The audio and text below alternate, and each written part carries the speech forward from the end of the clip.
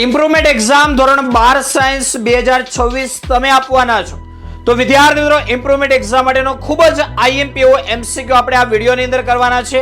વિદ્યાર્થી મિત્રો board exam વખતે તમે જોયું પાર્ટ બી 50 માંથી 50 માર્ક્સનો બેઠો આપણી આઈએમપી માંથી, એમસીક્યુ 50 માંથી 47 પ્લસ બેઠા નો કોન્સેપ્ટ બેઠા એમસીક્યુ આપણી આઈએમપી માંથી. ગુજકેટ પરીક્ષાની અંદર 40 માંથી 37 પ્લસ એમસીક્યુ બેઠા આપણે જે કરાવેલા એ, અને વિદ્યાર્થી મિત્રો ગુજકેટ પરીક્ષાના આગળના દિવસે રાત્રે 3 રીલ્સ મૂકી હતી અને એમાંથી 3 એમસીક્યુ બેઠા પૂછાયા. તો આ વિડિયો તમારા માટે ખૂબ જ અગત્યનો છે. વિદ્યાર્થીઓ ક્વેશ્ચન કાંઈક એવો છે કે SN2 પ્રક્રિયાની અંદર વિદ્યાર્થી મિત્રો આપણને પૂછ્યું છે સક્રિયતાનો ક્રમ. હવે જો વિદ્યાર્થી મિત્રો આપણને SN2 પ્રક્રિયા કહેવામાં આવે છે તો આપણને છે ક્રમ આવશે 2 છે તો અહીંયા આવશે 1 2 અને 3 ડિગ્રી વધારે, બરાબર છે. 1 ડિગ્રીમાં પણ વિદ્યાર્થી મિત્રો CH3 પ્લસ સૌથી વધારે, અને જો SN1 કીધું હોય તો ક્રમ આવે શું 3 2 1. વિદ્યાર્થી મિત્રો ખાસ ક્લિયર છે. તો હવે આ એમસીક્યુ નો આન્સર શું આવશે? તો તમને કીધું છે SN2 એટલે 3 ડિગ્રીમાં સૌથી ઓછી સક્રિયતા.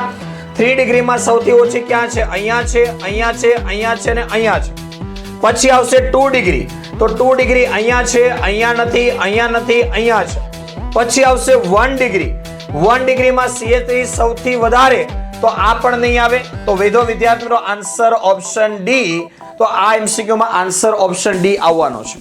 આવી જ રીતે જો વિદ્યાર્થીઓ તમારે દરેક એમસીક્યુ ની આઈએમપી જોતી હોય, આઈએમપી એમસીક્યુ જોતા હોય, પાર્ટ બી માટેની આઈએમપી જોતી હોય તો તમારે જોડાવાનું છે આપણી ઇમ્પ્રુવમેન્ટ એક્ઝામ માટેની સ્પેશિયલ બેચ, જે ગઈકાલથી શરૂ પણ થઈ ચૂકી છે.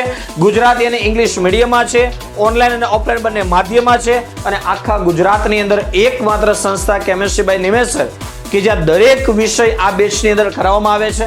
તમારે જેટલા પણ વિષયમાં જોઈન્ટ થવું હોય તમે જોઈન્ટ થઈ શકો છો, અને આખા ગુજરાતની અંદર એકમાત્ર સંસ્થા કે જ્યાં ગુજરાતી અને ઇંગ્લિશ મીડિયમની બેચ સેપરેટ ચાલે છે.